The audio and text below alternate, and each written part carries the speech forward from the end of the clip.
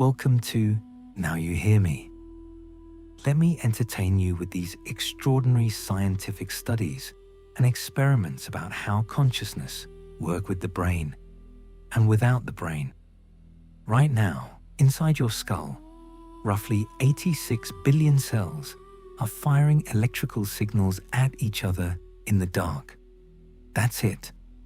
That's the entire physical story. Cells, chemistry, electricity.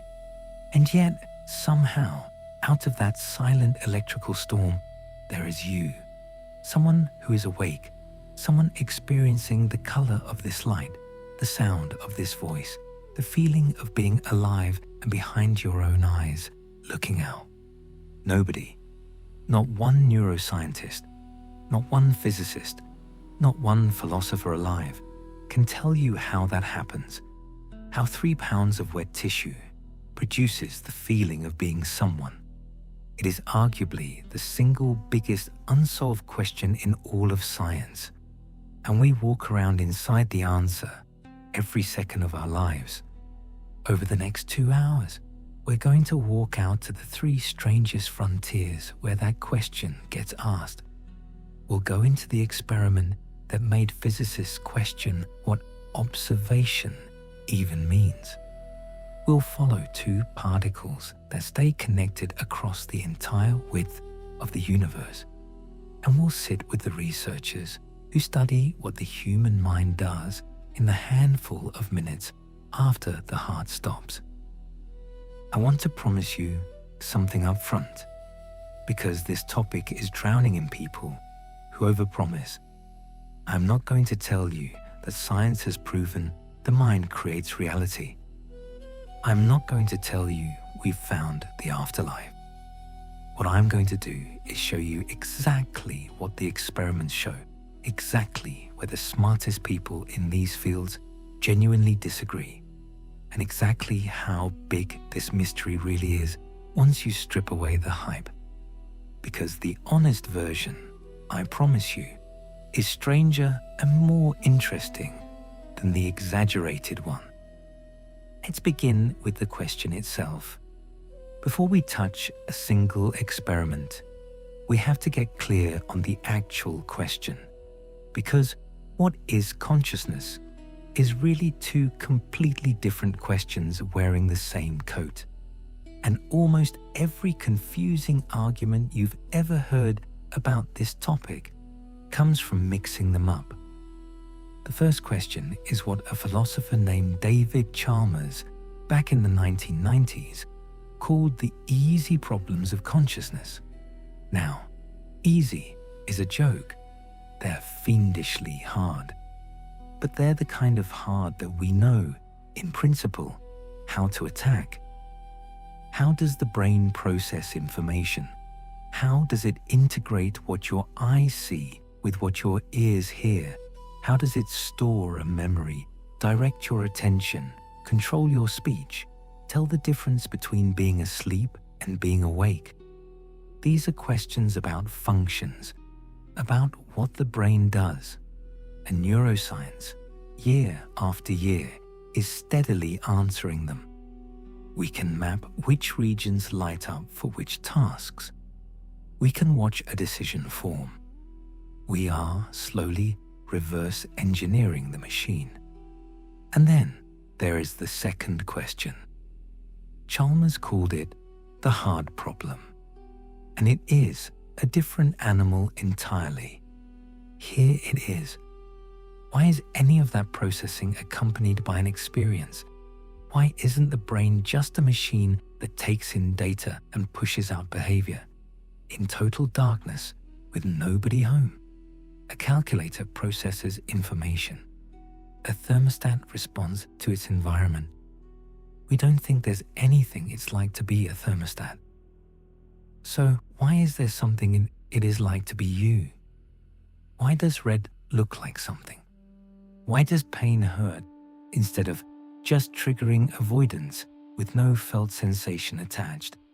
That felt first-person inner quality of experience, philosophers call it qualia, the raw, what it's like of being conscious. is the hard problem. And here's what you need to sit with. We do not have even the beginning of a scientific theory for it. We can correlate experiences with brain states all day long. When you feel joy, this lights up. When you see motion, that fires. But a correlation is not an explanation. Knowing which neurons fire when you taste chocolate tells you nothing about why that firing is accompanied by the flavor, the actual experience, rather than by nothing at all. This gap between the physical brain we can measure and the felt experience we can't is the crack that everything in this video slips through. And I want you to feel how deep it goes, because most people have never actually stopped to notice it. Consider a thought experiment philosophers love about a scientist named Mary. Mary is the world's greatest expert on the neuroscience of color vision. She knows everything, every wavelength, every photoreceptor, every neuron, every step of how the brain processes red. But Mary has lived her entire life in a black and white room and has never once seen color. She knows every physical fact about red. Now the door opens, and for the first time, Mary sees a red rose. Does she learn something new? It sure seems like she does. She learns what red actually looks like, the felt quality of it. But if she already knew every physical fact, then whatever she just learned isn't a physical fact. The experience of red is something over and above all the physics of red. That extra thing, the felt quality, is what science currently has no account of at all. Or consider the philosopher's question about the bat. A bat navigates by sonar, sensing the world through reflected sound. We can study its brain completely, map every neuron. But could we ever know what it's actually like from the inside to experience the world as a bat does? There seems to be a fact, what it is like to be that creature, that no amount of external physical measurement can reach, because experience is inherently first person, and science is inherently third person. The instrument can't get inside the experience. It can only ever stand outside and measure the machinery. That's the wall. On one side, everything science is brilliant at, the objective, measurable, third-person world of matter and mechanism. On the other side, the one thing science has never explained, the subjective, first-person fact that any of it is experienced by anyone. And here's what should genuinely unsettle you. You are living proof that the wall gets crossed. Somehow, right now, physical processes in your brain are producing first-person experience. It's happening. It's the most certain fact you have, more certain than the existence of the outside world. Because you could be dreaming the outside world, but you cannot doubt that you're experiencing something. And it is completely unexplained. When you have a genuine mystery this deep, right at the foundation of your own existence, people naturally look for other deep mysteries that might connect to it. And in the 20th century, physics handed us the deepest mystery of all. Two of them, actually. The first is that at the smallest scale, reality does not behave the way anything in your everyday life behaves. And the moment you try to look at it, it seems to change. The second is that particles can be bound together across any distance in a way Einstein himself called spooky. Now, I need to plant a flag here, and I need you to remember it for the whole rest of this video, because it's the single most important idea I'll give you. The fact that consciousness is mysterious and quantum physics is mysterious does not automatically mean they're the same mystery or even related. Two things are both weird is not evidence that they're connected. That's a trap the human mind falls into constantly, and a lot of what gets said about this topic online falls straight into it. So as we go, we're going to hold two attitudes at the same time.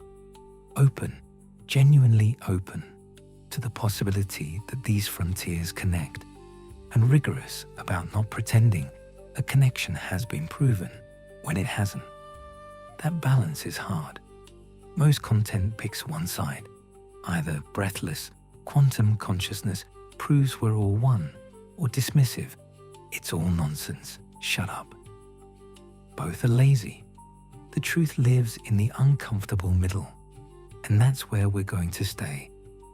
Let's start with the experiment that started all of it, the one that made physicists 100 years ago begin to suspect that the act of observing reality might be tangled up with reality itself. There is one experiment that Richard Feynman, one of the greatest physicists who ever lived, said contains the only mystery of quantum mechanics. He said, if you truly understand this one experiment, you understand the heart of the whole strange science. It's called the double slit experiment, and I'm going to build it up for you piece by piece, because the strangeness only lands if you feel each step. Start with something totally ordinary. Waves, water waves, sound waves, any waves. Send a wave at a barrier with two gaps in it, and something clean and predictable happens. The wave passes through both gaps at once, and out the other side, you now have two sets of ripples spreading out. And where they overlap, they interfere. Where two crests meet, they add up into a bigger crest. Where a crest meets a trough, they cancel out into flatness.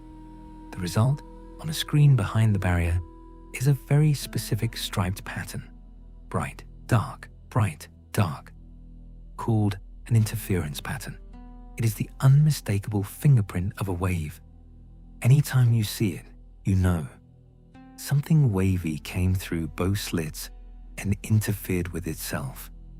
Now hold that image, because we're going to do something that should have nothing to do with waves. Instead of water, we're going to fire particles, tiny individual chunks of matter, electrons, one at a time.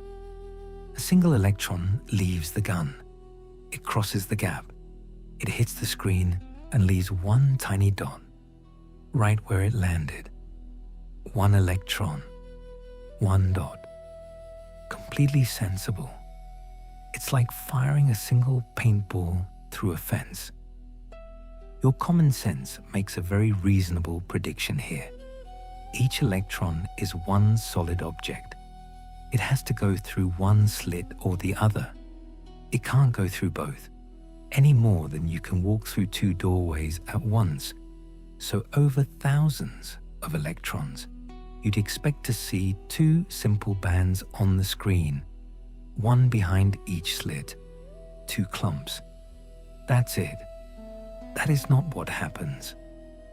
Fire the electrons one at a time for long enough, and the dots pile up into the striped interference pattern. Bright, dark, the exact fingerprint of a wave. But we didn't send a wave.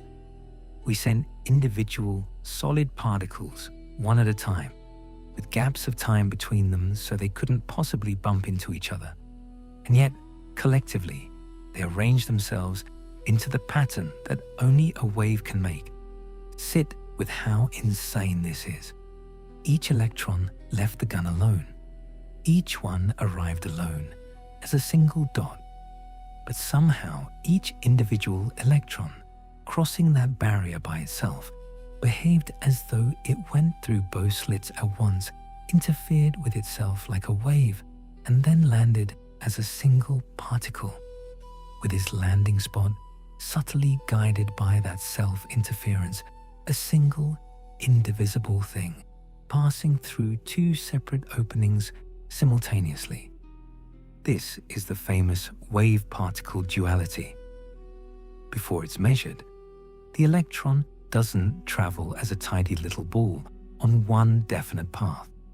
It travels as a spread-out wave of possibility. Physicists describe it with something called a wave function that genuinely explores both routes at once. It is not in one place. It is in a blur of potential places all at the same time until something forces the issue.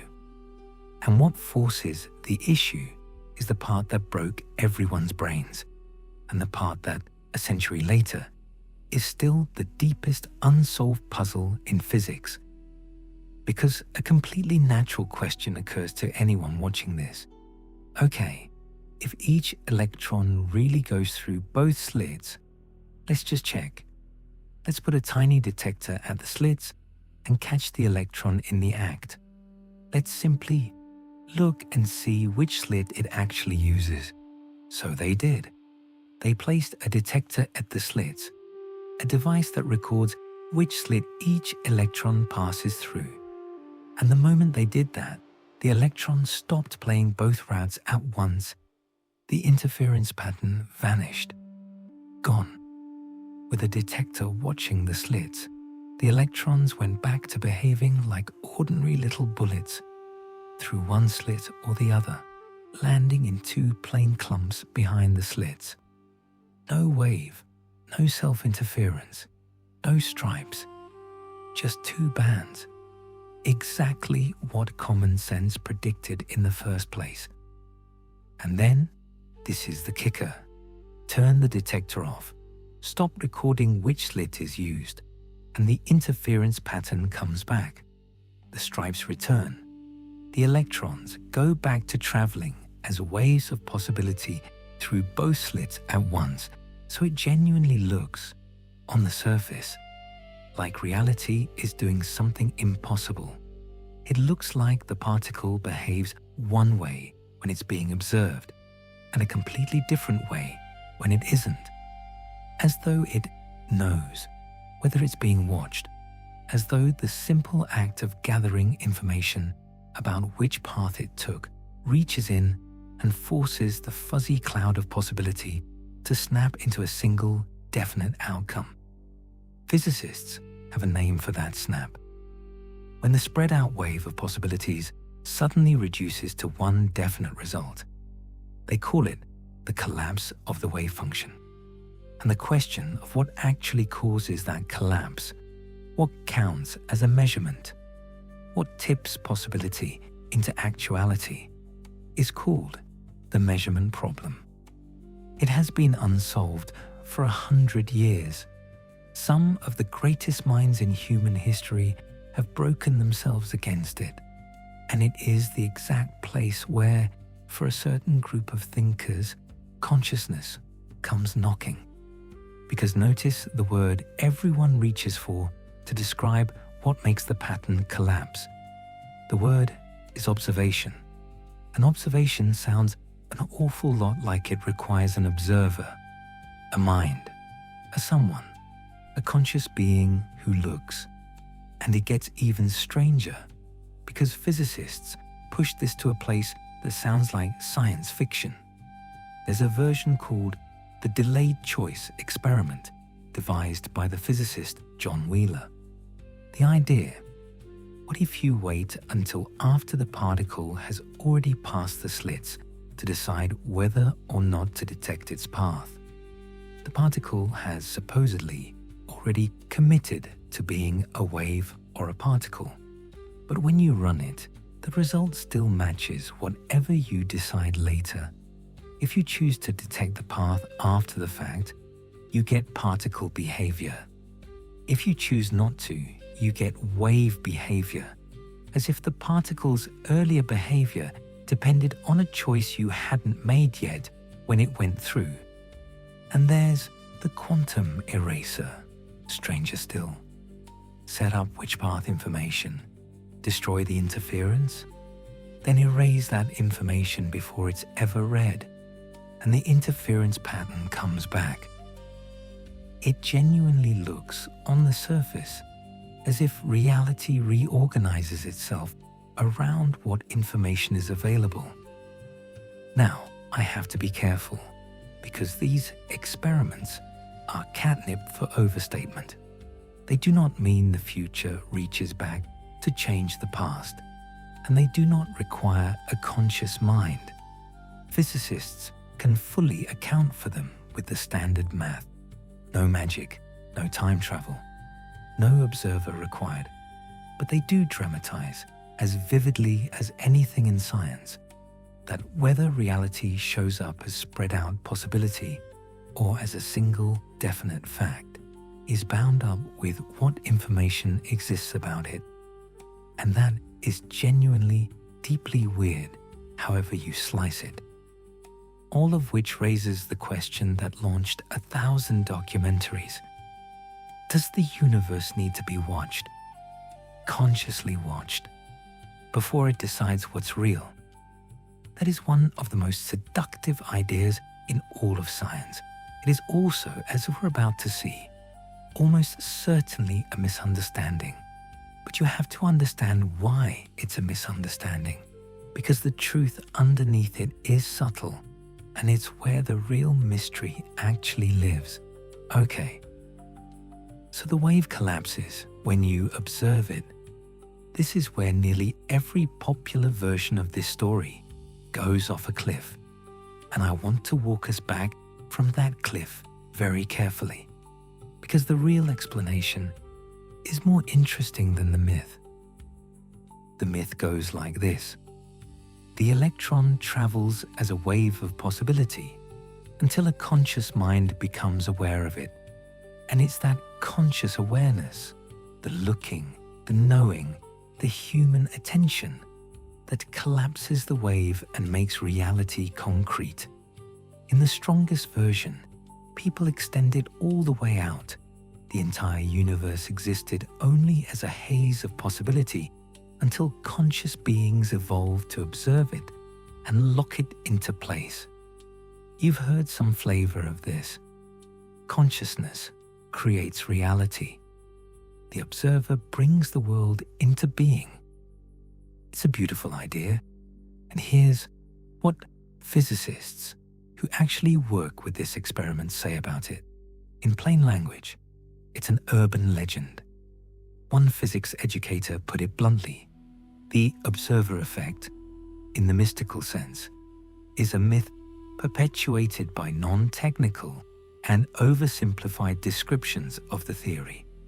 So let's understand why. The critical move is to look hard at that word, observe. In everyday English, to observe something means a conscious being looks at it. But that is not what the word means in quantum physics. In quantum physics, to observe or measure a particle means something far more mechanical.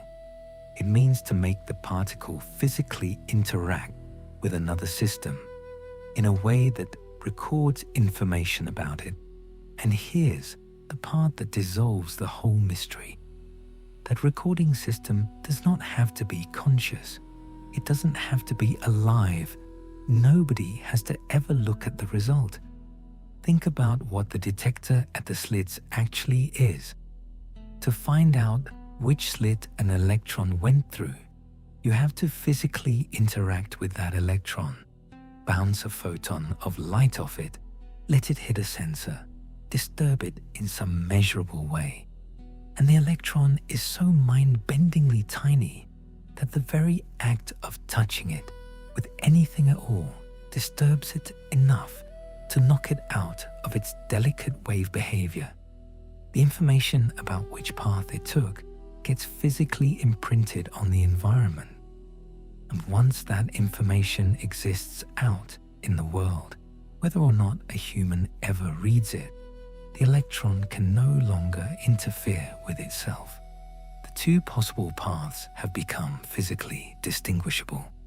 And once they're distinguishable, the interference is gone. Physicists have a name for this real mechanism.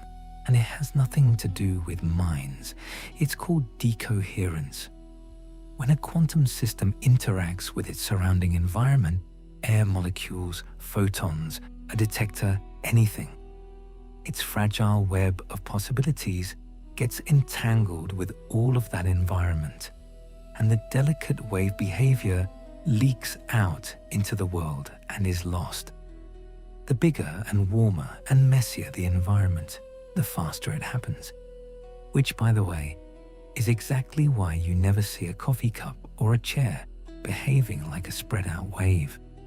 Big objects are constantly, violently interacting with their environment, so they decohere instantly, billions of times a second.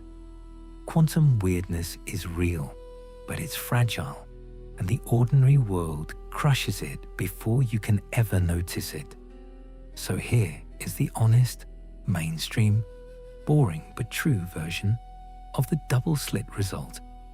The wave collapses because of physical measurement interaction, not because a conscious mind became aware of anything. A dumb electronic sensor with its output cable unplugged, recording to a hard drive nobody will ever read, kills the interference pattern exactly as completely as a human eye pressed to a microscope. Consciousness has left the building. It was never in the building.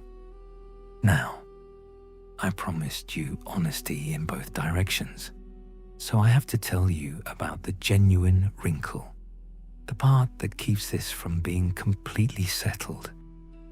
There is a researcher named Dean Radin at an organization called the Institute of Noetic Sciences, who has spent years running double-slit experiments with a twist.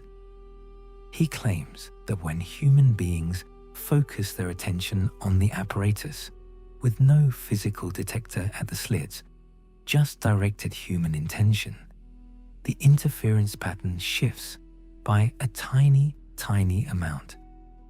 He's published these results, and if they were real and repeatable, they would be extraordinary. They'd suggest that focused attention alone can do what a physical detector does. But here's where scientific rigor matters.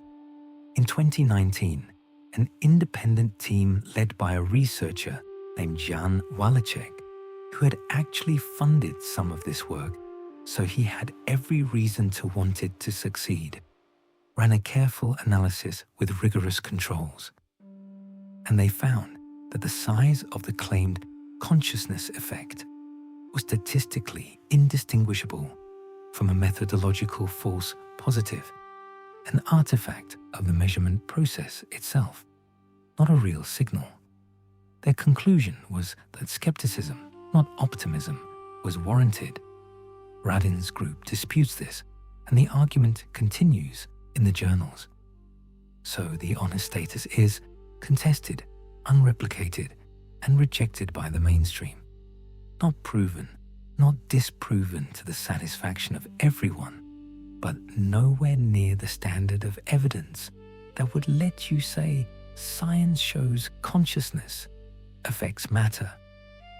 It's a fringe claim clinging to the edge of a settled experiment. So why does the myth persist if the physics is this clear? Two reasons, and they're worth naming. The first is that the founders of quantum mechanics themselves genuinely wrestled with the role of the observer. This wasn't invented by internet mystics. Giants like Niels Bohr, Werner Heisenberg, John von Neumann, and later Eugene Wigner, Nobel-level minds, argued for decades about where exactly the collapse happens and whether the observer plays some special role. There's a famous thought experiment, Wigner's friend, that ties the whole thing in knots. So there's a real, respectable historical debate underneath the pop culture distortion. The mystics didn't invent the question. They just gave it an answer that the physics doesn't support. The second reason is the measurement problem itself, which, I want to be clear, is not solved.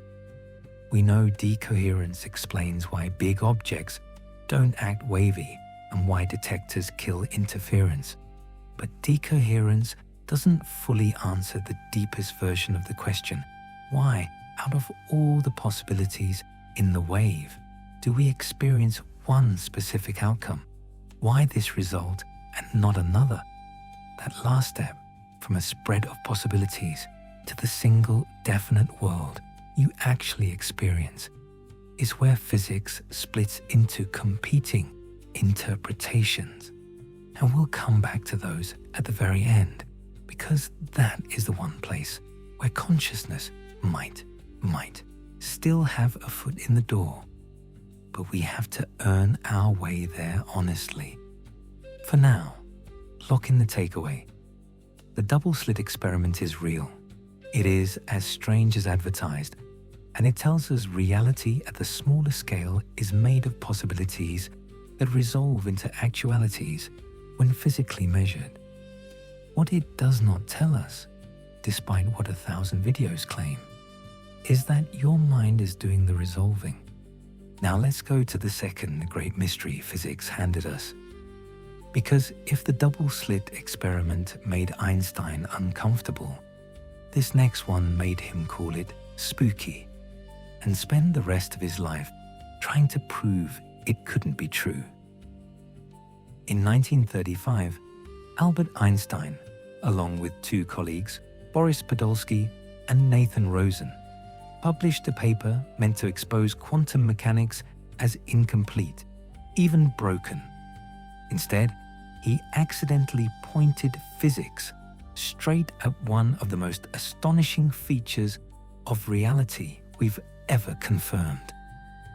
The feature is called entanglement, and Einstein, who hated it, gave it the nickname that stuck: spooky action at a distance. Here's what it is. Under the right conditions, you can create two particles together in such a way that they become a single linked system, their properties correlated, even after you separate them. And I mean separate. Move them to opposite ends of a lab, opposite ends of a country, in principle, opposite ends of the galaxy. The link doesn't weaken with distance. It doesn't care about distance at all. Let me make it concrete with a property physicists actually use, called spin. Never mind the technical details. Just picture that each particle, when measured, will read out as either up or down. Now, before you measure an entangled particle, here's the deeply strange part, and it connects straight back to the double slit. The particle does not have a definite spin yet. It's in that same blur of possibility, both up and down at once, undecided. The state we call superposition. It hasn't chosen. You take your two entangled particles, you send one to a lab in Beijing and one to a lab in Vienna, and you measure the one in Vienna. In that instant, it chooses, say, up.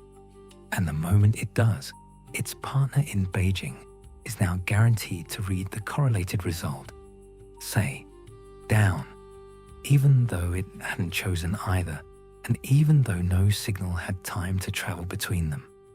The two outcomes are perfectly coordinated across any distance, instantaneously, as though the two particles were still one object that space simply cannot pull apart. Einstein could not stand this. To him, it smelled like a trick, like the particles must have secretly agreed on their answers in advance, carrying hidden instructions from the moment they were created, so that no spooky instant coordination was really needed. He argued there must be hidden variables, little pre-written notes each particle carries, and that quantum mechanics just wasn't sophisticated enough to see them. If Einstein was right, there'd be nothing spooky at all. Just ordinary correlation, like a pair of gloves. That glove's image is the key to understanding what came next, so hold on to it. If I take a pair of gloves, put each in a sealed box, and mail one to New York and one to Tokyo, then the instant the person in New York opens their box and sees a left glove, they know instantly, with certainty, that Tokyo has the right glove. But nothing spooky happened. No signal traveled. The gloves were already left and right from the moment I boxed them. The instant knowledge is just revealing a fact that was fixed all along. That is Einstein's hidden variables idea. The answers were written in advance. Measuring just reads the note. For 30 years, this looked like a question physics could never settle, a matter of philosophy, of taste. Is quantum mechanics genuinely spooky, or is it secretly just gloves in boxes? There seemed no way to tell the difference by experiment. And then, in 1964, a quiet Irish physicist named John Stuart Bell did something that deserves to be far more famous than it is. He found a way to make the question testable. He proved, with pure mathematics, that if Einstein was right, if the particles carry hidden pre-written instructions, then the statistics of many measurements would have to stay within a certain limit. Call it a ceiling. Any gloves in boxes universe, any universe where the answers are decided in advance, cannot cross that ceiling. But quantum mechanics predicted that entangled particles would cross it. The two theories now made different, measurable predictions. This is called Bell's theorem, and it turned a philosophical argument into an experiment you could actually run. So they ran it, starting in the 1970s with John Clauser, refined dramatically by Alan Aspect in the early 1980s, and pushed to airtight perfection by Anton Zeilinger and others in the decades since. Physicists measured entangled particles thousands upon thousands of times and checked which side of Bell's ceiling reality fell on. Reality broke the ceiling, every time, decisively. The particles were not carrying hidden pre-written notes. Einstein's comforting gloves in boxes picture was wrong. The correlations between entangled particles are stronger than any pre-arranged agreement could ever produce. The spookiness is real. The particles genuinely do not have definite properties until measured. And when one is measured, the correlation with its distant partner is instant and, as far as we can tell, a fundamental feature of how the universe is stitched together. By 2015, experiments had closed every remaining loophole, every clever way a skeptic might have explained the results without true entanglement.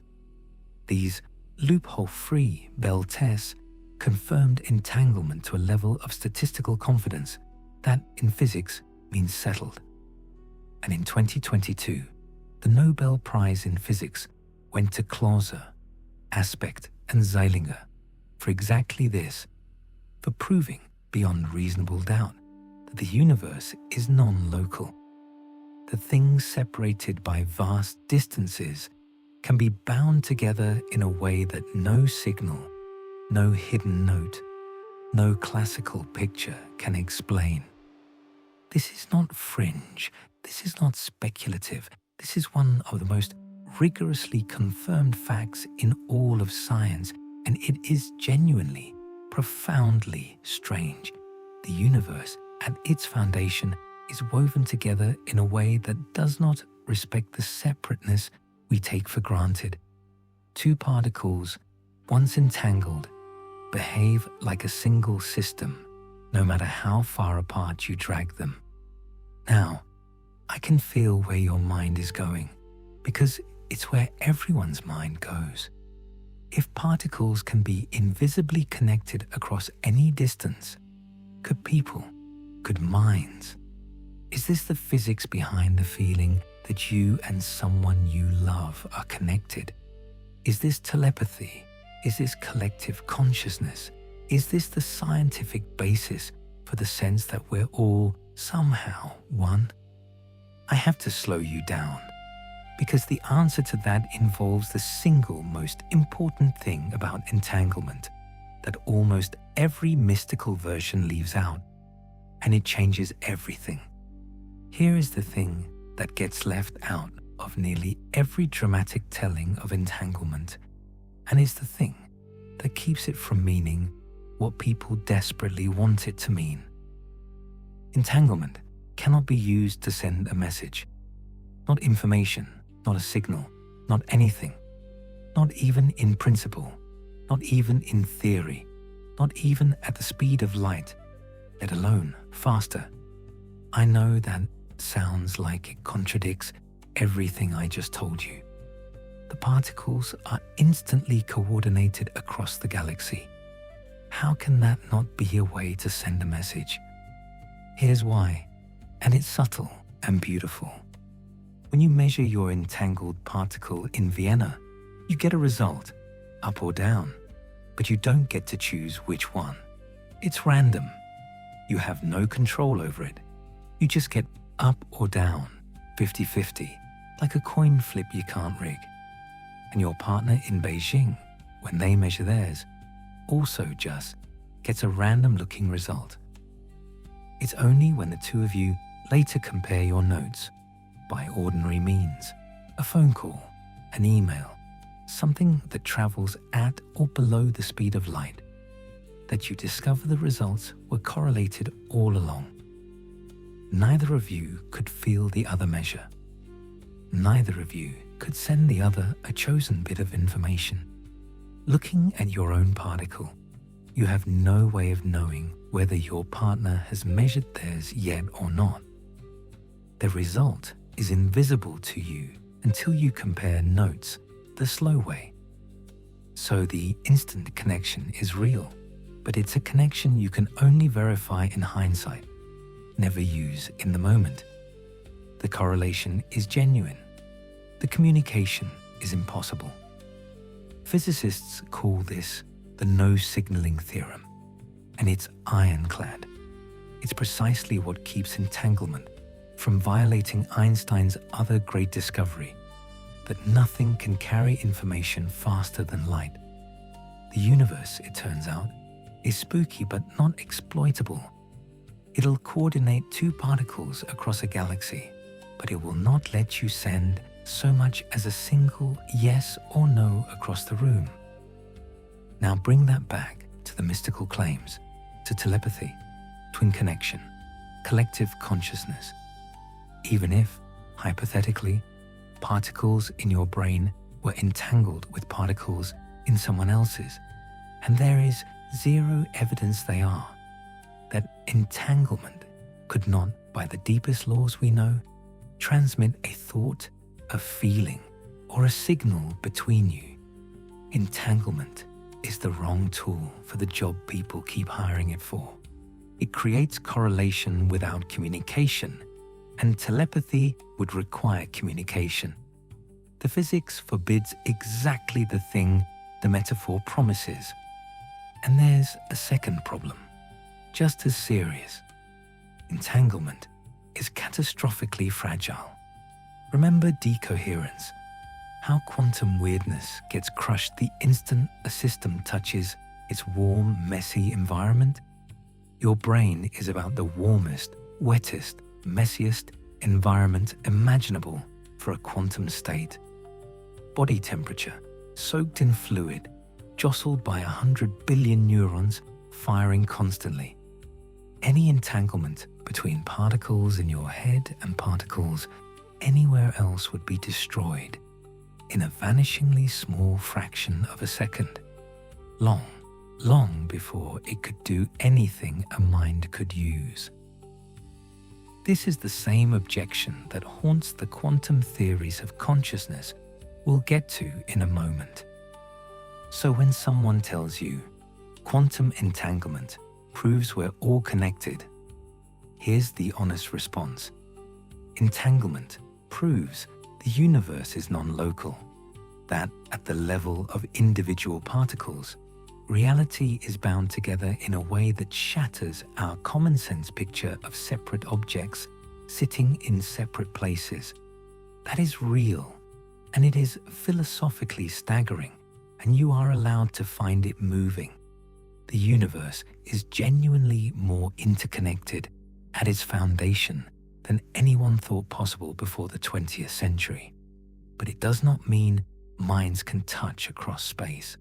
It does not mean thoughts travel between people. Those are metaphors borrowed from physics, dressed up in physics language, not findings of physics. And here's the proof that entanglement is real and not just a metaphor.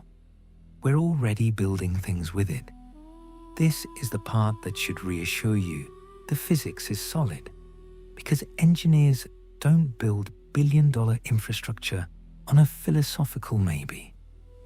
Entanglement is the working substrate of quantum computing, where entangled quantum bits can, for certain problems, explore possibilities in a way no ordinary computer can match. It's the basis of quantum cryptography, encryption that's secure precisely because of the no signaling rule we just discussed. Any eavesdropper trying to intercept an entangled key necessarily disturbs it, and the disturbance gives them away. China has built entanglement-based communication links stretching over 1,000 kilometers, using satellites to distribute entangled photons between distant ground stations. This is engineered reality now, not thought experiment. Entanglement is as real as electricity, which is exactly why the metaphorical misuse is so frustrating. The real thing is powerful enough to reshape computing and security, and it still can't do the one thing the mystics want, which is carry a thought between two minds. The universe handed us something genuinely magical and then bolted the one door we most wish were open. I'm being this strict for a reason. There is real wonder here. You don't need to inflate it. A universe where entanglement is a confirmed fact, powering real machines, is already stranger than the one your grandparents believed they lived in. You don't have to smuggle in telepathy to make it amazing. It's amazing as it actually is. And the fastest way to lose a thoughtful audience is to claim more than the evidence allows. So we won't. But, and this is where it gets genuinely interesting again, there is a serious, credentialed scientific theory that tries to put quantum physics literally inside the brain. It comes from a Nobel Prize-winning physicist. It is not internet mysticism, and it is also fiercely disputed. Let's look at it honestly. The strongest version and the strongest objections, because it's the real bridge between everything we've covered so far. Most neuroscientists believe consciousness, whatever it turns out to be, will be explained at the level of neurons, cells signaling to cells, vast networks integrating information. The brain as an extraordinarily sophisticated classical computer. That's the mainstream bet, and it may well be right. But in the mid-1990s, two people made a radically different bet. One was Stuart Hameroff, an anesthesiologist who had spent his career thinking about a strange fact. Anesthesia switches consciousness off completely while leaving much of the brain's basic activity running. What exactly, he wondered, is the switch? The other was Sir Roger Penrose, one of the most respected mathematical physicists alive, who would go on to win the 2020 Nobel Prize in Physics for his work on black holes. Penrose had become convinced through a completely separate line of reasoning about mathematics and the limits of computation that human understanding cannot be what a classical computer does.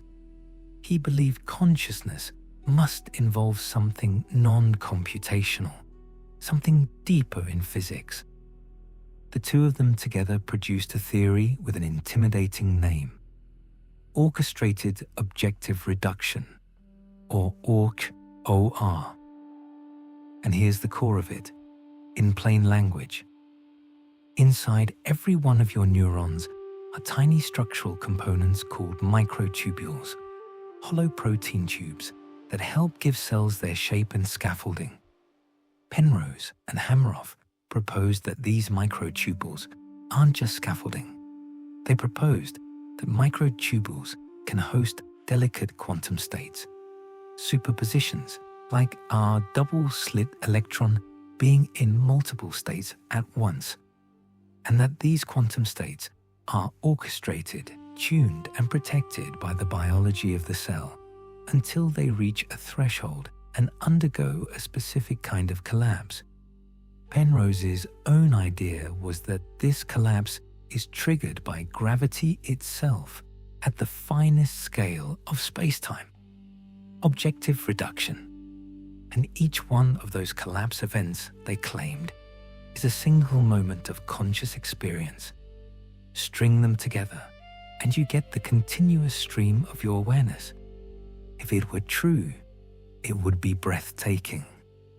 It would mean consciousness is woven into the deepest fabric of physics, that the same quantum reality behind the double-slit experiment is, quite literally, what you are made of, moment to moment. It would connect the mystery of the mind to the mystery of the quantum in one elegant stroke. You can see why it captured imaginations. Now the honesty, because I told you I'd give you the strongest objections, and here they are, and they're heavy. The central problem is the one we've hit twice already: decoherence. Delicate quantum states, as we've established, are shattered almost instantly by warm, wet, noisy environments. And the brain is warm, wet, and extraordinarily noisy. In the early 2000s, the physicist Max Tegmark ran the numbers and concluded that any quantum state in a microtubule would decohere so fast, trillions of times faster than the timescales neurons actually work on, that it couldn't possibly play a role in thought. The quantum coherence would be gone before a single neuron could even begin to fire. Other physicists, Reimers, McCamish, and colleagues, published detailed analyses arguing the theory simply isn't scientifically justified, as stated, that there's no worked-out account of how the microtubule quantum states would form, entangle, or survive long enough to matter. And in 2022, an experiment run deep underground beneath a mountain in Italy, the Gran Sasso Laboratory, shielded from cosmic rays, tested the specific gravity collapse mechanism at the heart of Penrose's version. Their conclusion, the simplest form of the theory, is highly implausible. They left a sliver of room for more complicated versions, but the core idea took a serious hit. Now, Penrose and Hameroff have not given up, and they're not cranks. They've revised the theory in response to criticism. Hameroff points to newer experiments, including work on how anesthetics interact with microtubules, that he argues offers some support, and there's ongoing research into whether quantum effects survive in biology longer than physicists once assumed. Quantum effects have been confirmed in some warm biological systems, like photosynthesis and bird navigation, so the door isn't slammed completely shut.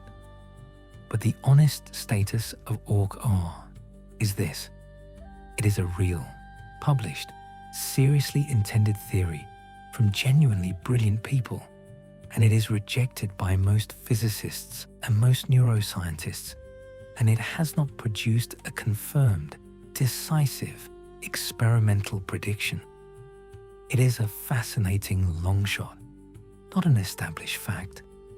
And anyone who tells you science has shown the brain is a quantum computer that generates consciousness is overselling it dramatically. So let's take stock of where we are, halfway through, because we've been rigorous, and I don't want the rigor to leave you thinking. The answer is just, it's all debunked, nothing to see here. That would be as dishonest as the hype. Here's the true situation. Consciousness, the felt fact of your own experience, remains genuinely, completely unexplained by science. That's not woo, that's the mainstream position. The quantum world is genuinely, confirmedly strange.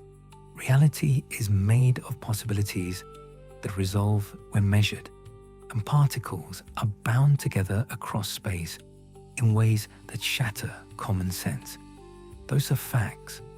What has not been established is a proven bridge between the two mysteries. The consciousness collapse. The wave function idea is a misreading. The entanglement connects mind's idea is a metaphor the physics forbids. The brain is a quantum computer idea is a disputed long shot. Every attempted bridge so far is either broken or unproven. And yet the two mysteries sit there, side by side, refusing to go away. The measurement problem, why we experience one definite outcome instead of a haze of possibilities, is still open. The hard problem, why there's any experience at all, is still open. And no one can say for certain they'll never connect. Before we leave the physics behind though, I owe you one more piece, because I keep mentioning interpretations of quantum mechanics, and it's worth understanding what that actually means, since it's the one place the observer genuinely won't leave the room. Here's the situation physicists are in, and it's stranger than most people realize. Quantum mechanics is the most successful, most precisely tested theory in the history of science.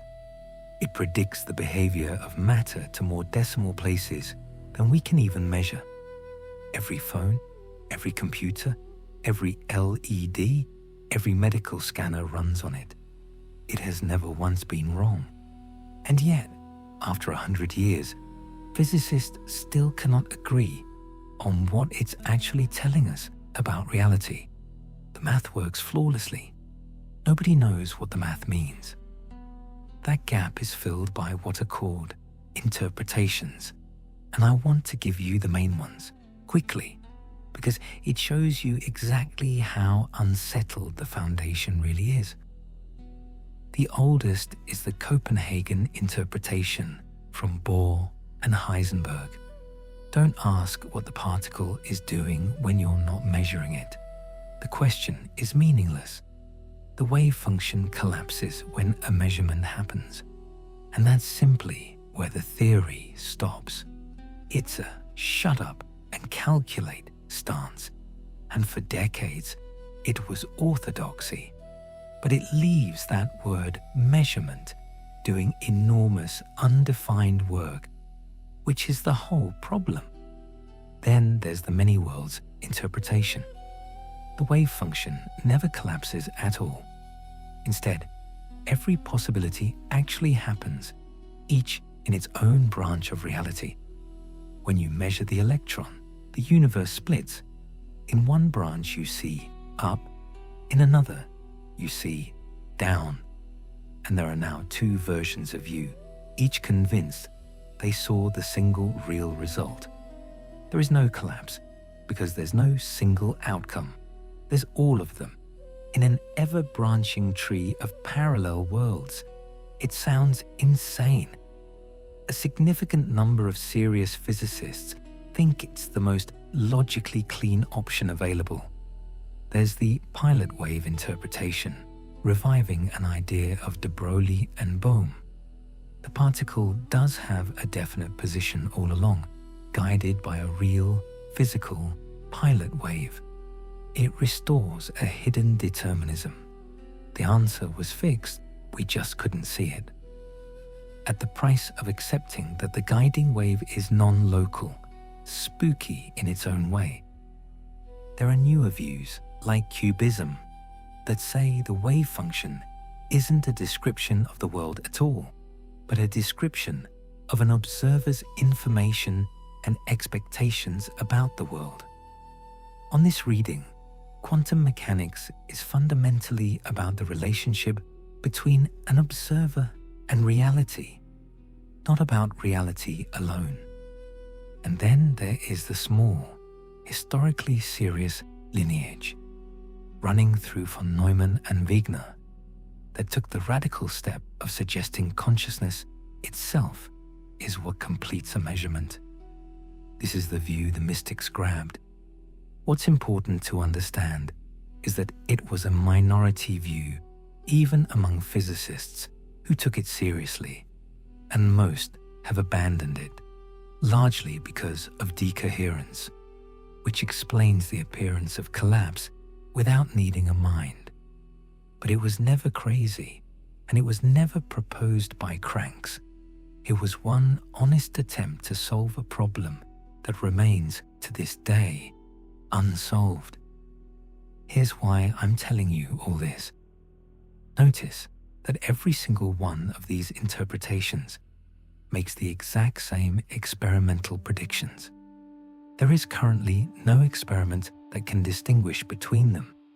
Parallel universes, hidden pilot waves, information-only wave functions, conscious collapse, they all produce the identical, flawless math, which means the question of what reality fundamentally is, whether it branches, whether it's determined, whether the observer is essential, is, at this moment in history, undecided by science. Not because scientists are lazy, but because we haven't found a way to test it yet. The foundation of physics has a hole in it, exactly the size and shape of the observer, and we've been staring into that hole for a century without touching the bottom. Keep that in your pocket. It's going to matter at the very end. Now we turn to the third frontier, and this one is different in character from the first two, because it's not about particles or equations. It's about people, real, documented, studied human beings, and what their minds appear to do at the exact moment the brain is supposed to go dark. This is where a psychiatrist named Bruce Greyson spent 50 years of his career, and it's where the mystery of consciousness stops being abstract and gets personal. Take a breath. When we come back, we go to the edge of death. If this first half has been worth your time, this is the natural moment to subscribe. The second half is where everything we've built gets put to its hardest test. Drop a comment with the idea that stuck with you most so far. Then stay with me. Welcome back. We're leaving the equations behind now and turning to a body of research that's been building quietly inside mainstream academic medicine for half a century. In the mid-1970s, a young psychiatrist named Bruce Greyson was working at the University of Virginia. Part of his job involved talking with heart attack patients about the psychological aftermath of nearly dying. And over, he started hearing something he had no framework for. Patients, ordinary people from every background, were describing vivid, structured, deeply coherent experiences that they said happened while they were unconscious, while their hearts had stopped, while, by every medical measure, they were closer to dead than alive. At first, like any good clinician, he assumed these were hallucinations or dreams or the confused misfirings of a stressed brain. But the reports kept coming, and they kept being strikingly similar across patients who'd never met, across cultures, across belief systems. Around the same time, a colleague of his, Raymond Moody, published a book that gave the phenomenon its now famous name, the near-death experience. And Grayson realized he wasn't listening to crazy patients. He was listening to something real, something that happened to normal people all over the world, and something that science had almost completely ignored. So he did what a scientist does. He started studying it rigorously, carefully, for the next 50 years. Grayson would go on to document over 1,000 cases. He'd publish more than 100 journal articles. He became, by wide agreement, the father of the scientific study of near-death experiences and the former director of the University of Virginia's Division of Perceptual Studies. This is not a tabloid. This is a tenured professor of psychiatry at a major American medical school, spending his entire career on this. The first thing Grayson needed was rigor, a way to tell a genuine near-death experience from a vague memory or a confused dream, so that different researchers studying different patients would actually be measuring the same thing. So in 1983, he built what's now called the Grayson NDE scale, a validated questionnaire that scores an experience across 16 features. It's still the standard instrument in the field today, recently revalidated in updated form. That matters because it means this research is reproducible. Different scientists, different hospitals, same tool, comparable results. That's what separates science from storytelling. So what did 50 years of careful study actually find? Let me give you the parts that are not seriously disputed, the solid empirical core, before we get anywhere near the contested interpretations. First, near-death experiences follow recognizable patterns. Not everyone has all the features, but the same elements recur again and again. A sense of peace, often overwhelming, and a complete absence of fear or pain.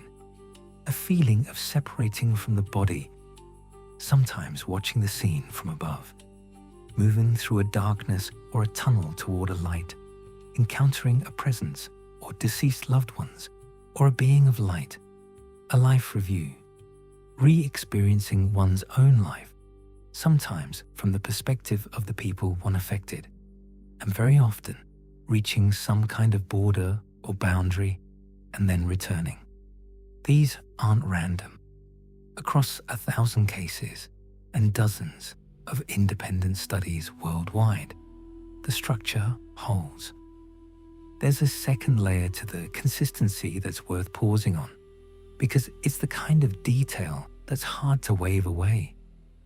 These experiences show up in people who had no cultural script for them, including young children, too young to have absorbed stories about tunnels and light, who nonetheless describe the same core elements. They show up across radically different religious traditions, with the interpretation varying. A Christian may name the being of light differently than a Hindu or a secular atheist, but the underlying structure staying remarkably stable. And they show up in people who expected nothing, who weren't spiritual, who were as surprised as anyone. The raw architecture of the experience seems to run deeper than belief.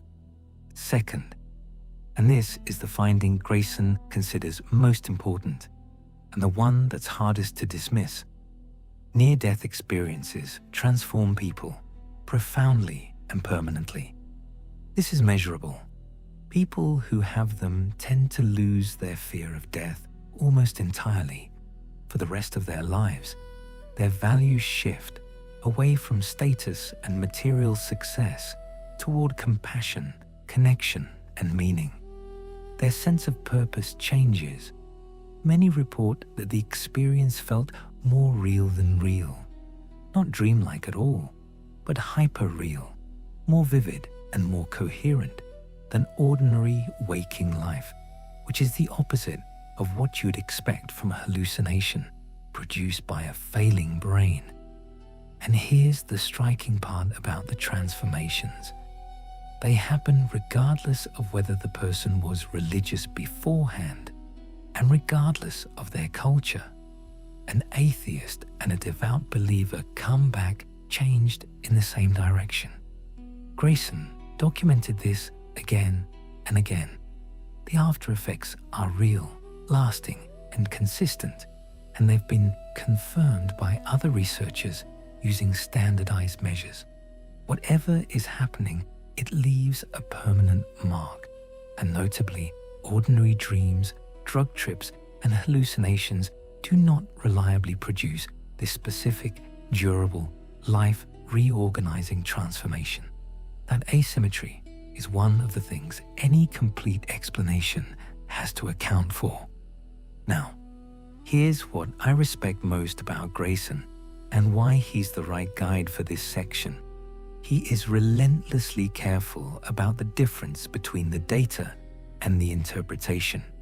He'll tell you plainly, almost everyone who studies this, spiritualists, materialists, neuroscientists, philosophers, actually agrees on the phenomena.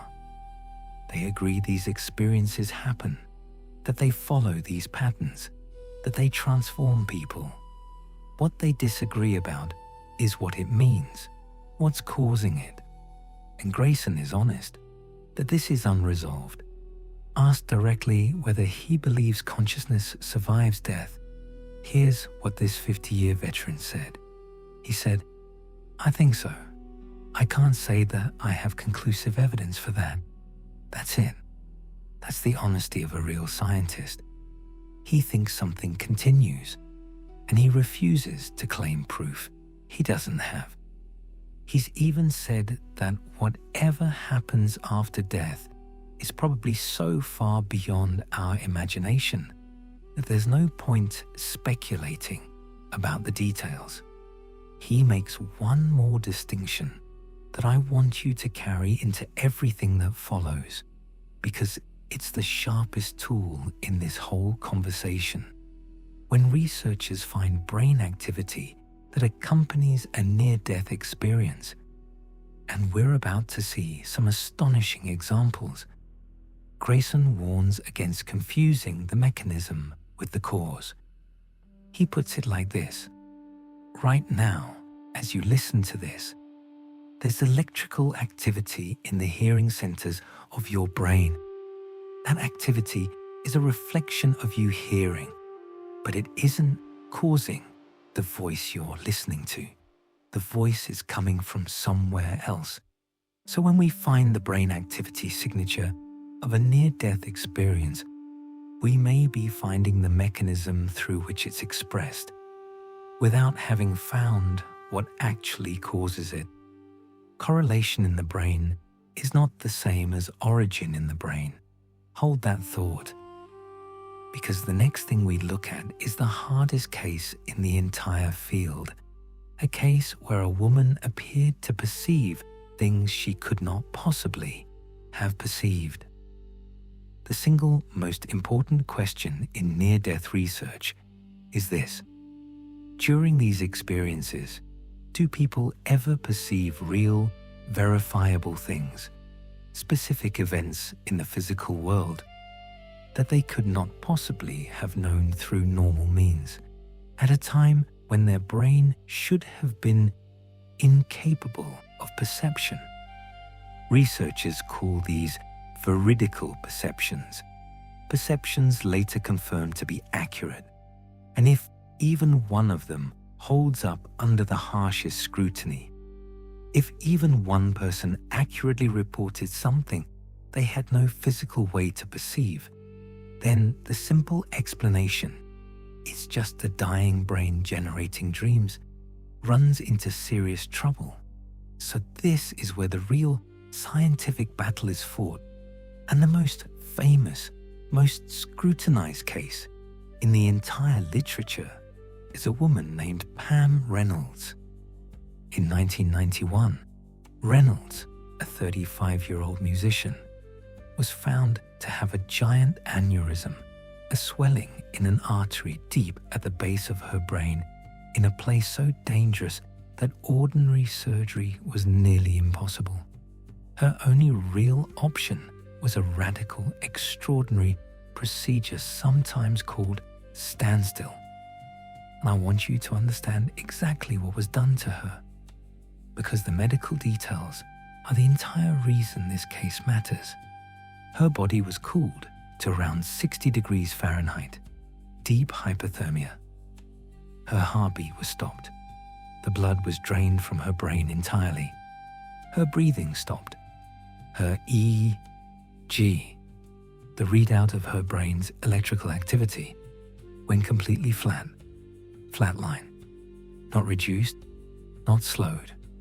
Flat, the standard medical signature of a brain that is not functioning at all.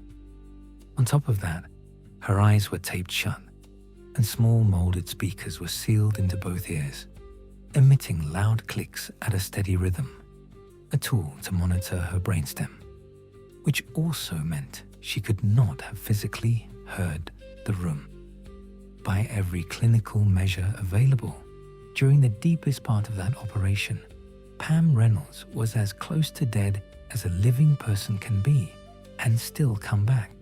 And yet, when she recovered, Reynolds reported a vivid near-death experience. She described leaving her body, watching the operation from above, and she reported specific details that, according to the accounts, were later checked. She described the unusual shape of the surgical saw used to open her skull, comparing it to an electric toothbrush. She reported a comment made in the operating room about the vessels in her leg being too small, things that, on the face of it, she had no physical way to see or hear. Eyes taped, ears sealed, brain drained and flat. For decades, proponents have held this up as one of the best documented cases on record.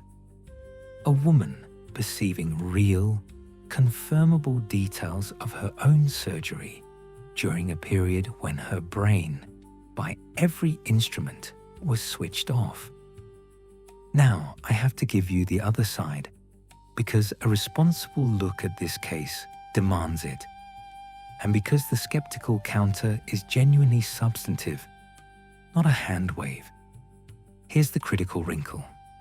That radical standstill, the flatlined, brain-drained, truly dead phase, was not the whole operation.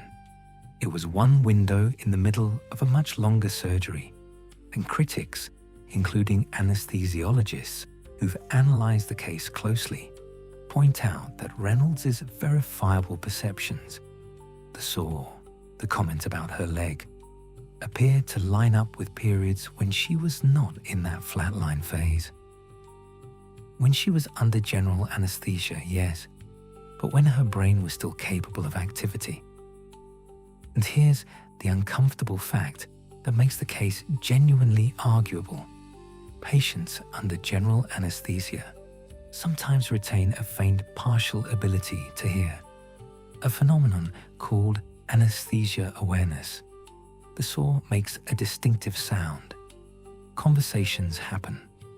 The skeptical explanation is that Reynolds, during the non-flatline portions of the surgery, may have unconsciously picked up sounds and later, as the mind does, wove them into the vivid visual narrative of her near-death experience.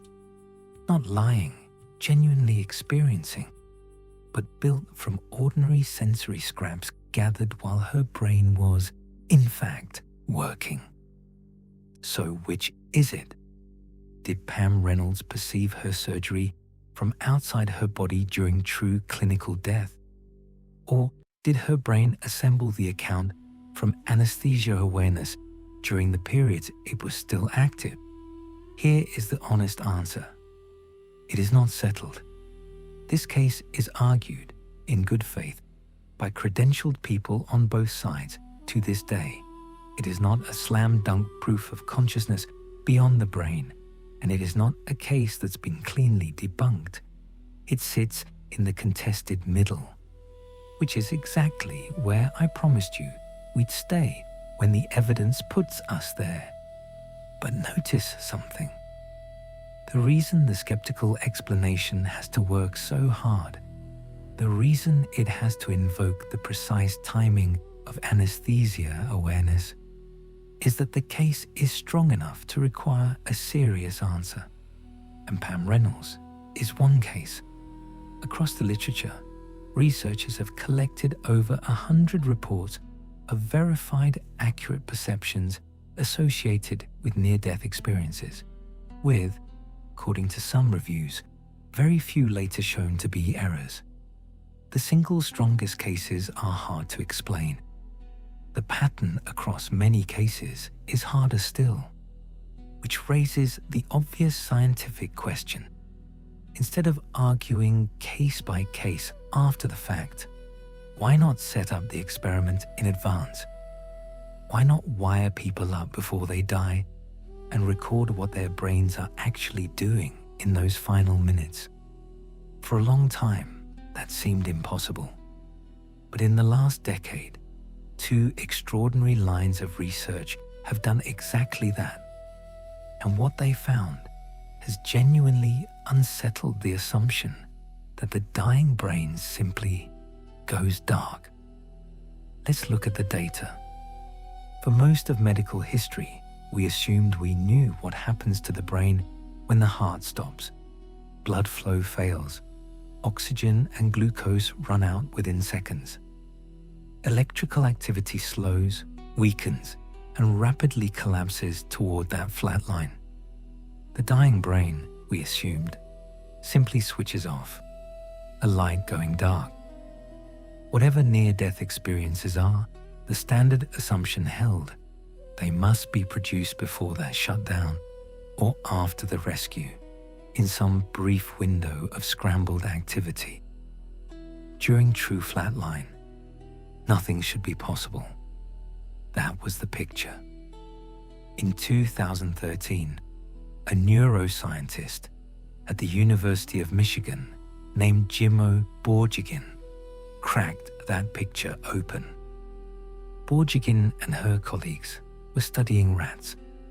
They recorded the animal's brain activity continuously through cardiac arrest, right through the moment of dying, and they found something nobody expected.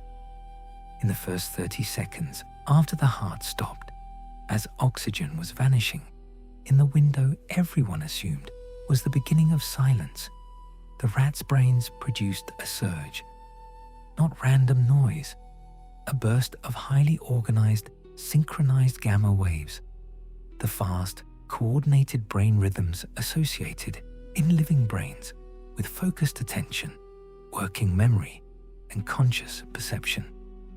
And in some measures, this activity was more organized, more coherent, more connected across brain regions than in the normal waking state. Let me be careful with the word conscious here, because Borjigin is careful with it. Gamma waves indicate the kind of activity that accompanies consciousness in awake brains. They do not, by themselves, prove the animal was having an experience.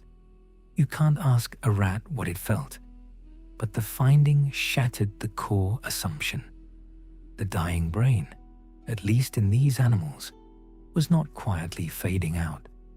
In its final moments, it was doing something intense, coordinated, and, by every physiological signature we associate with awareness in living creatures, potentially more conscious, not less.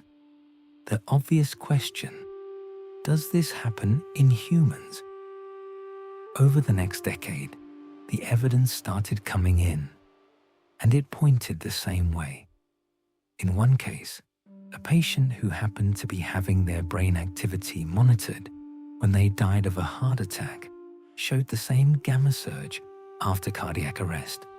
Then, in 2022 and 2023, Borchigin's team studied 4 patients who died in the hospital while under continuous EEG monitoring, comatose patients beyond saving, whose families had agreed to withdraw life support. In 2 of those 4 patients, when the heart stopped, the same thing appeared, a surge of gamma activity, sometimes intensely strong. In Borchigin's own words, in one case, it was crazy high. And here's the detail that connects it straight back to near-death experiences. The surge was concentrated in a region at the back of the brain that some researchers call the posterior cortical hot zone, an area tied to integrating vision, sound, and the sense of one's body in space. The parts of the brain that, if activated, could plausibly produce exactly the kinds of things people report from near-death experiences: vivid imagery, a sense of leaving the body, the feeling of seeing and hearing. As one researcher put it, if this part of the brain lights up, it means the patient may be seeing something, hearing something, feeling sensations of being outside the body. Now, the scientific caution here is essential, and the researchers themselves insist on it. The human sample is tiny, 4 patients, 2 of whom showed the effect. You cannot build sweeping conclusions on 2 people. And critically, because these patients did not survive, we can never know what, if anything, they experienced. The gamma surge is a physiological fact. Whether it corresponds to a felt experience is, in these cases, forever unknowable. The patients can't tell us. The team is explicit. They cannot correlate the brain signatures with an actual experience because there's no one left to ask. So what does the surge actually establish? 2 things, and it's important to be precise. It establishes that the assumption the dying brain immediately goes silent is wrong. There is, at least sometimes, a burst of organized consciousness-associated activity right at the edge of death. That's real, published, and genuinely important. But it also, notice, cuts 2 ways in the bigger debate. For the skeptic, the surge is a gift. It offers a possible physical mechanism for near-death experiences. Maybe the vivid imagery, the light, the out-of-body feeling are produced by this final flare of brain activity, all inside the skull, no soul required. For the believer, the surge is also interesting because it shows the dying brain is capable of rich, coordinated activity in states we assumed were blank. And they'd argue, it still doesn't explain the veridical cases, the accurate perceptions of the outside world, or why the experiences are so structured and transformative. The surge doesn't settle the war. It relocates the front line. And that's real progress. It turned the dying brain does nothing into the dying brain does something remarkable. And now the argument is about what that something means. But the gamma surge studies had a built-in limit. The patients died. To really test this, you'd want people who went right up to the edge, flatline, clinical death, and came back and could tell you what happened. You'd want to run the experiment on survivors, prospectively at scale, with the brain monitored the whole way. That is precisely what the largest study of its kind set out to do. Its name is AWARE, and its findings are some of the most provocative in the entire field.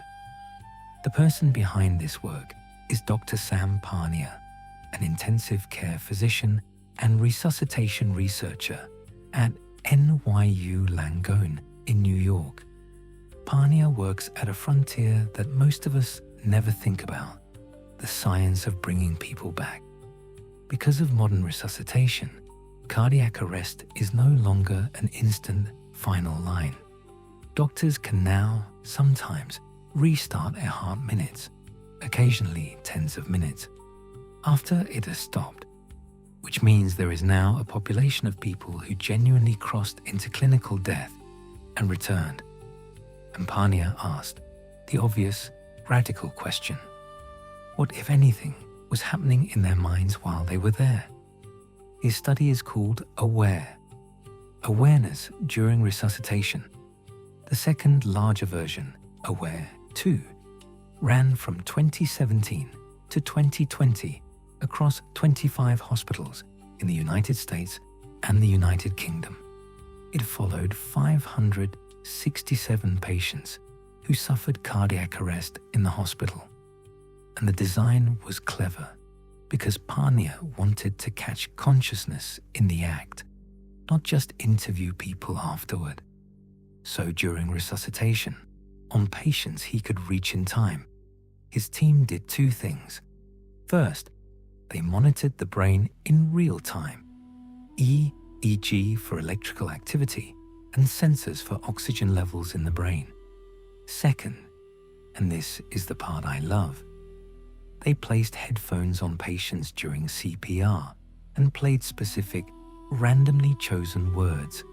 The idea: if a patient later, after being revived, could accurately recall the word that was played while they were clinically dead and being resuscitated, that would be a piece of hard, verifiable, planted evidence, a test of awareness during a period when there should be none.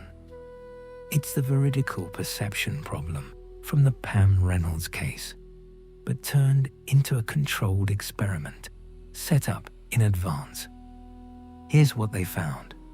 Of the patients who survived and could be interviewed, roughly 1 in 5 reported a lucid experience during the time they were seemingly unconscious and on the brink of death.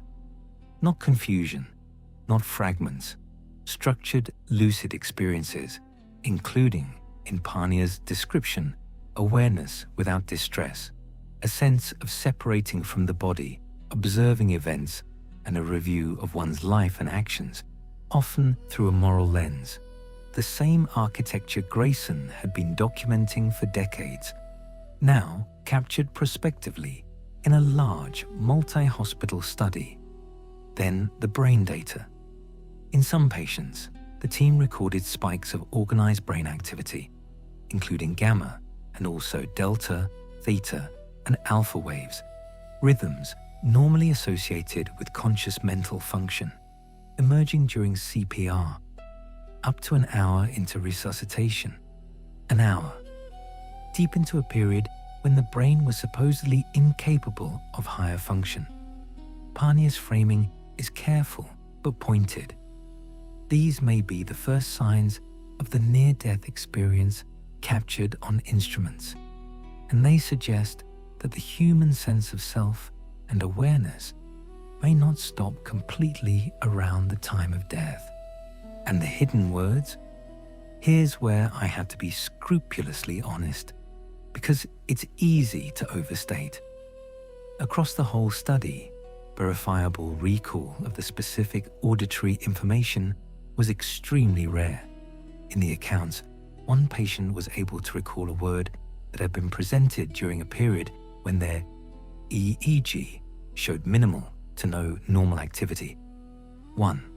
Now, one verified case out of hundreds is not proof of anything sweeping, and Parnia doesn't claim it is. A single data point can always be coincidence, but it's also not nothing. It's precisely the kind of controlled, planted, verifiable detail that the field had been trying to capture for 40 years, and it landed at least once under conditions where it shouldn't have been possible. Pania's own conclusions are measured, and that's what makes them credible. He does not say he has proven an afterlife.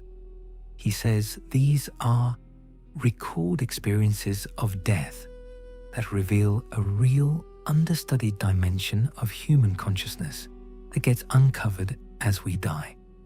He points out the findings might even have practical medical value, guiding new ways to protect the brain during resuscitation. And he notes the deep puzzle at the center of it all, the same paradox we keep circling. When the brain is severely impaired or apparently non-functional, these lucid, structured experiences shouldn't be possible. And yet, by his data, they are. There's one more category of report that belongs here, because it's the one that's hardest for any brain-based explanation to touch, and Grayson himself has taken it seriously. They're called shared death experiences. These are cases where someone who is not dying, a healthy person sitting at a dying loved one's bedside, reports experiencing elements of the dying person's transition, seeing the same light, sensing themselves briefly pulled along on part of the journey, perceiving the moment of death in a way they couldn't have known by ordinary means. The person reporting it isn't oxygen-starved. Their brain isn't shutting down. They're wide awake and healthy, which means the standard dying brain mechanisms, anoxia, endorphin flood, temporal lobe seizure, can't apply to them because nothing is happening to their brain at all. Now, these reports are harder to study rigorously. They rely on testimony, and a skeptic will reasonably point to grief, suggestion, and the mind's capacity to construct meaning under emotional extremity. That's fair. I'm not presenting shared death experiences as proof of anything. They're at the softer, harder to verify end of the evidence, but they're documented, they recur, and they represent a genuine puzzle for the tidiest version of the skeptical story, because you can't blame a bystander's vivid experience on a brain that isn't dying. I include them in the interest of completeness, as an open question, flagged honestly as such. Let me gather what these lines of research, Borjigin's surges, Pania's aware, and the wider body of NDE testimony actually establish, stripped of all hype. They establish that the dying brain is far more active, far more organized, and active for far longer than medicine assumed. They establish that a large fraction of people who are resuscitated report lucid, structured experiences from the period of clinical death. And they establish that in at least rare documented instances, people have reported verifiable details from a time when their brain should have been incapable of forming them. That is the real, defensible, peer-reviewed frontier. Everything past that line, what it means, whether consciousness truly leaves the body, whether anything survives, is interpretation. And interpretation is exactly where the most serious skeptic in this field plants her flag. To be fair, and to be complete, we have to hear her out, because the strongest version of the "it's all the brain" explanation is a lot better than the straw man most people argue against. The most influential skeptical account of near-death experiences comes from a British psychologist named Susan Blackmore, who laid it out in a book with a pointed title, Dying to Live. Her position is called the dying brain hypothesis, and I want to present it at full strength, because a mystery is only as honest as the best counter-explanation you're willing to face. Blackmore's core claim is simple.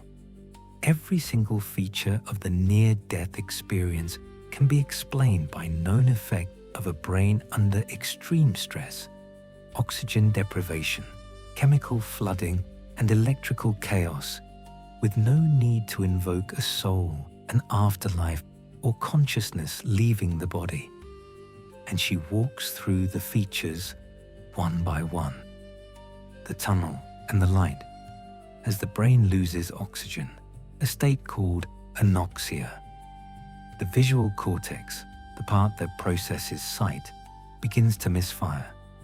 The cells in the center of your visual field are packed more densely than those at the edges, so as random firing increases, you'd see a bright, expanding region in the center, fading to dark at the edges, a light at the end of a tunnel. It's not a passage to another world. It's the geometry of your own visual cortex breaking down. She points to fighter pilots who, under extreme G-forces, experience a similar oxygen starvation and report tunnels, lights, and even brief out-of-body sensations. No dying required. The overwhelming peace and euphoria. Under mortal stress, the brain floods with endorphins and other natural opioids, the body's own painkillers, released precisely to shield you from agony and terror. That flood would produce exactly the profound calm and bliss that people describe. The life review, the sense of meaning, the mystical unity, these, she argues, come from abnormal electrical activity in the temporal lobe and limbic system, regions deeply involved in memory and emotion. Seizure-like activity there is known to produce vivid memory replay, feelings of intense significance, and mystical sensations. Stimulate these regions and you can trigger such experiences in a fully living brain. And the out-of-body experience, the feeling of floating above the scene? Blackmore ties this to the brain's collapsing model of the body and space. When the brain can no longer construct a stable sense of where you are located, it may default to a kind of bird's eye reconstruction, building a scene from memory and expectation and imagination and placing the viewpoint outside the body, not a soul rising, a model failing. Put it all together, and Blackmore's hypothesis is genuinely powerful. It's not a hand wave. It's a serious, mechanism by mechanism account from someone who knows the neuroscience, and it explains an enormous amount. And notice, the gamma surge we discussed actually strengthens her case in one respect. It provides a physical source for the vivid, organized quality of the experiences. If the dying brain produces a flare of coordinated activity in exactly the regions that handle vision, sound, and body sense, then maybe that flare is the near-death experience, the last brilliant fireworks of a brain going down. So, does that close the case? Not quite. And the honest counter-arguments are worth just as much airtime. Critics of the dying brain hypothesis raise several points it struggles with. First, and most stubbornly, the veridical perceptions. The strongest cases, the accurately reported words, the confirmed details of the room, the correct observations of events, are hard for a purely internal, hallucination-based model to explain, because a hallucination generated inside a starved brain shouldn't be able to report accurate, checkable facts about the external world during a period of minimal brain function. Blackmore is aware of these cases. Her critics argue she tends to set them aside rather than fully account for them. Second, the consistency. If these were random hallucinations from chaotic, misfiring brains, why are they so structured and so similar across thousands of people from wildly different cultures and beliefs? Chaos doesn't usually produce a reliable script. Third, the transformations. Why do these supposed hallucinations produce such profound, permanent, positive changes in personality and values? Changes that ordinary hallucinations, dreams, and drug experiences don't reliably produce. And fourth, a puzzle raised by researchers looking at cases like AWARE. Some lucid experiences and some accurate perceptions seem to occur during windows when the brain, by the monitoring, was below the level of activity that the dying brain mechanisms would seem to require. The mechanism needs a functioning enough brain. Some of the reports come from when there apparently wasn't one. So where does that leave the dying brain hypothesis? Exactly where intellectual honesty demands. As the leading naturalistic explanation, genuinely powerful, accounting for a great deal, and not a complete airtight closing of the case, because the strongest veridical cases and the consistency and the transformations remain genuinely difficult. This is not skeptics versus cranks. This is credentialed researchers on both sides looking at the same data, disagreeing in good faith about what it means. And that disagreement is not a failure of science. It's what the frontier of a hard question actually looks like. Which brings us, finally, back to where we started, and to the one honest thing that can be said about all of it. We've been to 3 frontiers. Let's stand back and see them whole. And let's do it without flinching in either direction, toward hype or toward dismissal. Frontier 1, the quantum world. Here's the settled part. Reality, at its smaller scale, is not made of tiny, solid balls following definite paths. It's made of possibilities, spread out waves of potential that resolve into single, definite outcomes when the system is physically measured. The double-slit experiment shows this beyond doubt. And here's the part that's not settled, the crack that never closed, why one specific outcome out of all the possibilities becomes the reality you experience. That's the measurement problem, unsolved for a century. Frontier 2, entanglement. Settled beyond reasonable doubt. Nobel confirmed. Particles can be bound together across any distance in a way that shatters our common sense picture of separate objects in separate places. The universe is non-local, woven together at the foundation more intimately than anyone imagined. Not settled, in fact, firmly ruled out, that this lets minds or signals touch across space. The physics forbids the very thing the mystics wanted to prove. Frontier 3, consciousness at the edge of death. Established, the dying brain is far more active, organized, and enduring than medicine assumed. A large fraction of resuscitated people report lucid, structured, transformative experiences. And in rare, documented cases, people have reported verifiable details from periods when their brains should have been incapable. Not established, genuinely, honestly open. What any of it means. Whether consciousness is produced entirely by the brain, or whether it's something the brain, in Grayson's careful phrasing, expresses rather than creates. Now, is there a real thread connecting these 3? Or have I just told you 3 separate mysteries and let the ominous music imply a link that isn't there? Let me be as honest as I know how. There is no proven bridge between them. I want to say that plainly, because the entire genre this video lives in is built on pretending otherwise. Nobody has shown that quantum mechanics explains consciousness. Nobody has shown that entanglement connects minds.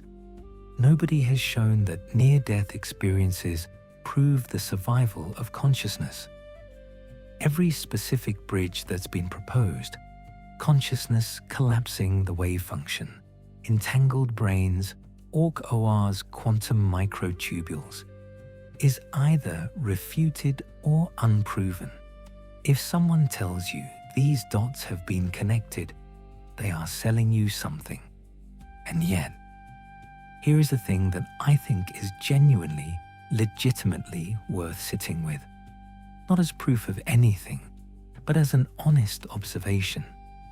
In two completely separate domains, worked on by completely different scientists using completely different methods, the role of the observer, of the experiencer, of the point of view from which reality is witnessed, refuses to go away. In physics, the measurement problem is, at its heart, a problem about the transition from a world of possibilities to a single, experienced actuality.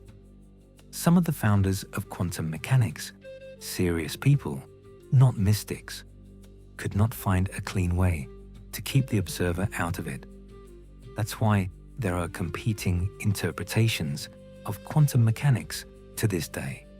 Some say the world splits into every possibility and we only experience one branch. Some say hidden mechanics we haven't found decide the outcome. Some say the wave function is just our information, not the world itself. And a minority have argued the observer genuinely plays an irreducible role. We do not know which is right. The measurement problem is a live, unsolved question, and the observer sits uncomfortably close to its center. And in the study of the mind, the hard problem is also, at its heart, a problem about the observer, about why there's a felt point of view at all, why there's someone home experiencing anything. Two of the deepest unsolved problems in all of science, in two fields that barely speak to each other, and both of them circle back to the same stubborn thing, the existence of an experiencer, the one who watches, the one who is, right now, behind your eyes. That's not proof they're connected. It might be a coincidence of language, the word observer, doing double duty in two unrelated puzzles. Plenty of serious thinkers believe exactly that, and they may be right. But it might not be a coincidence, and nobody alive can currently tell you which. That's not a cop-out. That's the actual, literal, present-day state of human knowledge about the two deepest questions we've ever asked. We have flown probes past Pluto and photographed a black hole and edited the code of life. And we cannot tell you how your own experience arises, or why measuring a particle gives one answer instead of many. I think there's something almost sacred in being able to sit in that not knowing without rushing to fill it. The materialist who insists it's obviously all just neurons, case closed, is claiming more than the evidence supports. The hard problem is real and unsolved. And the mystic who insists science has proven we're eternal consciousness is claiming more than the evidence supports too, because it hasn't. The honest position, the scientific position in the deepest sense, is the one Bruce Greyson modeled after 50 years of studying people at the threshold of death. Asked if consciousness survives, he said, "I think so, and I can't say I have conclusive evidence." He got more comfortable, he said, with not knowing all the answers. That's the posture I'd offer you as we close. Not belief, not denial, wonder, the disciplined kind, the kind that holds the question open, that follows the evidence exactly as far as it goes and refuses to march 1 inch past it. And that finds the honest mystery more than enough. Because here is what remains true, no matter which way any of these questions eventually breaks. Right now, reading these words, you are the most mysterious thing in the known universe. Not the black holes, not the entangled particles. You, the fact that there is someone in there, awake, experiencing this moment, aware of being aware.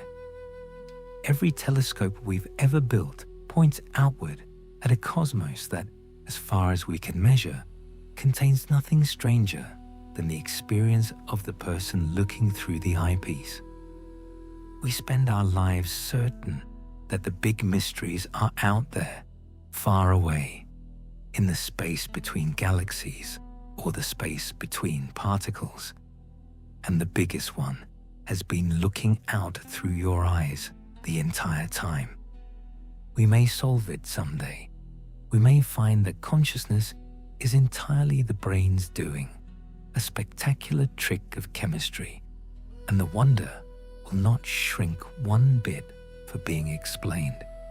Or we may find that the observer is woven into the fabric of reality far more deeply than we dare to think, that the watcher and the watched were never as separate as they seemed. I don't know which. Nobody does. And I've come to believe that admitting that clearly and staying curious inside it is the most honest and the most human thing we can do. If you made it all the way here, thank you, genuinely. 2 hours on the hardest question there is, and you stayed. That tells me you'd rather sit with an honest mystery than be handed a comfortable answer. And that's rare. So let me ask you to do 3 things. First, the comments are open below. Tell me which of the 3 frontiers unsettled you most. The particle that changes when it's measured, the 2 particles bound across the universe, or the mind that flares to life at the edge of death. I read them, and the conversation down there is often better than the video. Second, if this was worth your time, subscribe. This channel takes the biggest questions we've got and treats them the way they deserve, with wonder and with rigor, never one without the other. And third, there's a video on your screen right now that follows this thread further. Don't let the algorithm choose your next thought. Choose it yourself. We started in the dark with a single point of light and 86 billion cells firing in silence. We end there too. Except now you know that the light, the watcher, the one experiencing all of it, is the deepest unsolved mystery in the universe. Stay curious, stay honest, and keep looking.